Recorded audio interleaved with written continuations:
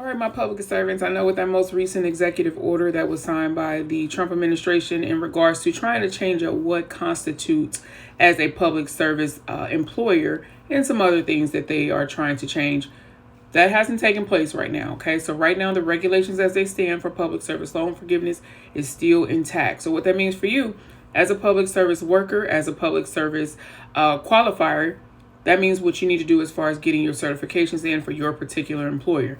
Remember, this program was created back in October of 2007, October 1st, 2007. So that means that if you have employment back up until October 1st, after that date, get that information certified if you work for a qualifying employer. But what exactly is a qualifying employer? If you're just not sure, you want to go to the student aid website, so studentaid.gov. That is where all of the information for public service loan forgiveness is housed. So first and foremost, there's always a menu at the top of the screen. You're going to go to menu, loan forgiveness, and then that's where you're going to click on public service loan forgiveness. And this is where you'll be able to find all the information about public service loan forgiveness. You'll be able to, and the website actually walks you through the actual application. So there's a help tool here. And with that help tool, it tells you all about the program, the database, to get your EIN number, everything that you need to look at is all here, just under the Ninja help tool. We're going to go back. Okay. All right. And here it talks about the executive order right now. Like I said, there are no changes to PSLF currently, and you do not need to make or take any action. Okay. Outside of getting your certifications in. Okay. Because the regulations are still in place. And this is the regulation for public service loan forgiveness, 34 CFR 685.219. You can go back and take a look at that. But as far as getting your certifications in, this is where you're going to log in to start that process. Here's where you can search for the qualifying employer. And mind you, you can certify employment all the way back after October 1st, 2007. So you want to search for those old employers, get that EIN number, search for that employer to see if they were a qualifier. So if that was a period that you worked in the past, you can get that certification in.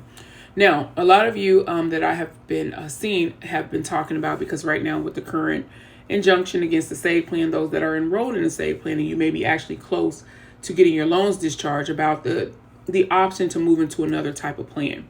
Well, with the current stop work order, and not only that, when it comes to income driven repayment plans, you're not able to access the application. So it tells you when you try to go to switch into another plan that the application is unavailable, and that goes for all of the income driven repayment plans, including income based repayment. Okay.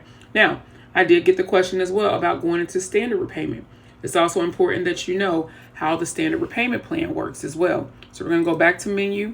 This time we're going to go back to loan repayment, but instead of going into income driven, we're just going to go down to repayment plans. Okay. That way we can see all of the payment plans that are available for federal student loans. Okay. So more or less it tells you about the injunction against SAVE and also the other IDR plans. Just basically let you know that there's not going to be any forgiveness and everything else that you need to know about the injunction. But we're going to scroll down because this is where it talks about the type of loans that are eligible under a standard repayment.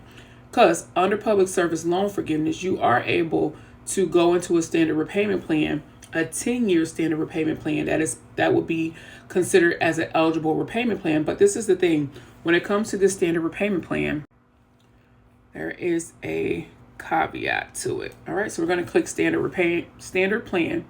And this is what you need to know about that, okay? Especially if your loan is consolidated. So we have to have a balance of less than $7,500 in order for you to be eligible to go into a 10-year standard repayment plan.